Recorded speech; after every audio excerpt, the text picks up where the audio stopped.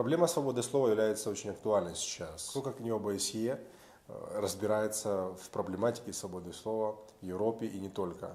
У нас есть хорошая возможность сейчас пообщаться с господином Арлемом Дезиром, специальным представителем ОБСЕ по вопросам свободы слова.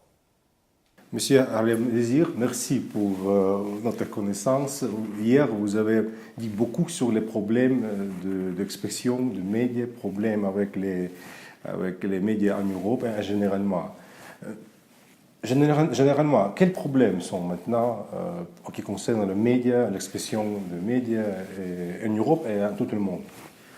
D'une façon générale, les principaux problèmes auxquels sont confrontés les médias en Europe et dans l'OSCE sont des problèmes de sécurité des journalistes, des problèmes aussi de liberté de la presse, des législations qui entraînent la fermeture de certains médias ou le blocage de certains sites en ligne. Et donc nous essayons de travailler avec les organisations de journalistes, les organisations de la société civile et avec les gouvernements pour assurer d'abord une protection des journalistes, en particulier des journalistes d'investigation.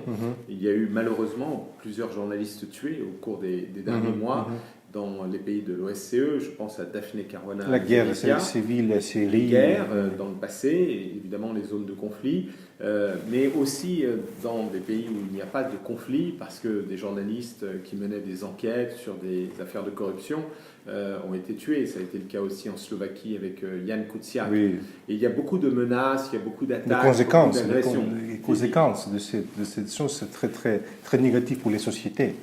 Oui, et ça peut entraîner aussi de l'autocensure. Oui. Il y a aussi des pressions juridiques, des pressions économiques qui sont exercées sur le journalisme indépendant.